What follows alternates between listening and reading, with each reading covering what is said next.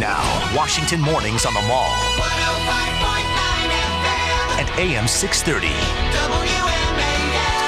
8:07 on WMAL. Brian Neiman, Brian Wilson with you. Pleased to have on Congressman Allent West, Republican from Florida. Good morning, Mr. West. How are you, Congressman? I'm doing very well, Brian, and hopefully you guys had a great Father's Day weekend.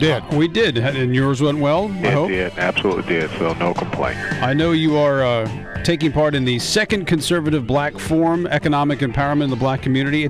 That's today, right? Yeah, that's correct. It'll be today in the House Visitor Center, room 200 at 1 p.m. It'll also be carried live on C-SPAN 2, I believe, and also be streaming live as well. So we got a lot of good coverage, got a great panel. Charles Payne from Fox Business News will be the moderator. We got Art Laffer, Ronald Reagan's former economic advisor. Father of the Laffer Curve. Absolutely, the Laffer Curve. He's going to talk about urban economic empowerment zones, which was something that he and the late, great Jack Kemp had an idea that they came up with. So we've got to look at the situation in the black community where you still have unemployment that is at 14%, and that's reported. So if the real unemployment rate, the U6 computation for America is 14.8%, that lets you know that in the black community it's probably closer to 20%. Well, the president got what, 95% of the black vote? 96% of the black vote in 2008, and I think that something needs to be brought up to discuss. Are these liberal social welfare policies, such as what the president stands for, really benefiting the black community? Because when you think about the fact that last week we knew that the median family income was at an all-time low here at the past 3 years, or decreased rather, of 40%. You're looking at a median family income in the black community only about $33,000 to $34,000. So there's some serious economic issues we need to face. Those that are self-employed in the black community are the lowest amongst whites and Hispanics.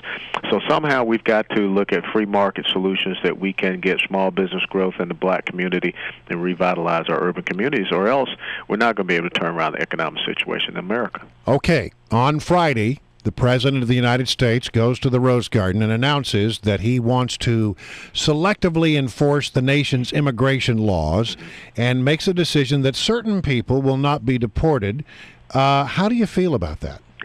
Well, I'm kind of, upset about that because it was just September of 2011 when the President said he did not have the authority to make that decision. He is on tape saying that. So now it seems that political expediency has come into play and the desperation for his campaign. And this is really something that we don't know the entire details. I mean, you look at this little 5-point criteria that he put out there. I'm sure that there are many ways that you can find gaps by which it can be exploited. But, we have a legislative process here in the United States of America where legislation is brought up, it is debated, it is amended in committee, and then it is taken forward to the House floor, the Senate floor, and that's what should be done. And if the president was really so concerned about this, why then back in 2009 when he had the House and the Senate, he didn't bring it up then? So I think that this is an instance of the president, once again, an executive overreach. America is not about being ruled by verbal edict, and that's exactly what we saw on Friday. What's motivating it? What's motivating it? Very simply, the president knows that he is failing, and so in failing in his economic policies and the governance, the good governance of the United States of America, this republic, now he is looking to resort to the simple rules of balkanizing America and looking at how he can appease certain constituencies and certain groups, just the same as the whole thing about gay marriage, so he can try to get the gay community behind him. He's supposed to be the president of the United States of America, and it's not about picking and choosing which laws that you like and which those that you don't like. It's about your oath that you take to the Constitution. Do you think it's legal? I don't think that it is legal. I did some research and some reading. I'll be interested to see what Senator Grassley and also Chairman Smith say about this out of the Judiciary Committee, and also sit down and talk with Chairman Peter King of the Homeland Security Committee. But as I said, the president, by his own admission in September 2011, said this was something that he could not do. Now, what has changed between September of last year and right now? it's an election season. I think that the president is going to try to seek to do anything that he can to keep his job, not so much promote good growth policies for America. And when you understand that we've got 23 million Americans that are underemployed, unemployed, or discouraged and dropped off the rolls, now we're talking about another 800,000, and this is not about minors, guys. This is about people up to the age of 30. So I got very big concerns, and I think that the president has overreached his bounds. We're supposed to be operating on a sensing of separation of powers and co-equal branches of government, but I don't think the president understands that. All right, let me shift gears to Fast and Furious. Actually, not Fast and Furious, the intelligence leaks that have happened in the last couple of weeks. Eric Holder has put forth 2 attorneys from the Justice Department to look into this, not a special prosecutor. Do we need a special prosecutor in this case? Well, you need a special prosecutor for the intelligence leaks that we're looking at. You need a special prosecutor for Fast and Furious. I mean, this is kind of like a self-licking ice cream cone.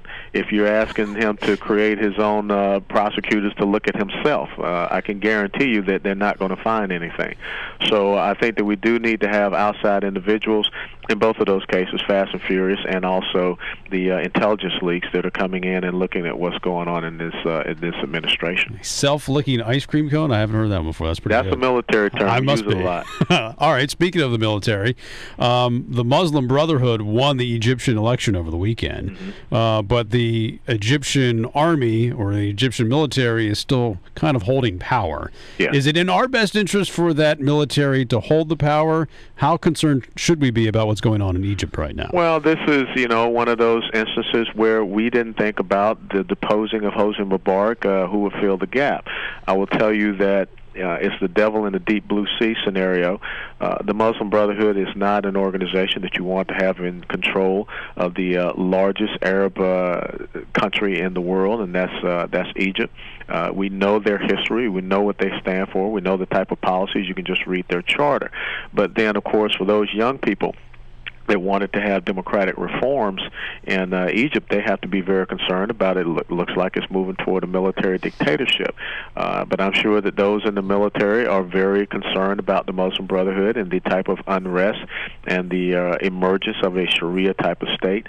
So I think that this is one of those situations where that which we're accustomed to and that we know, the Egyptian military, if we can work more so with them, that will probably be better, because I don't think you have an opportunity to work with the Muslim Brotherhood.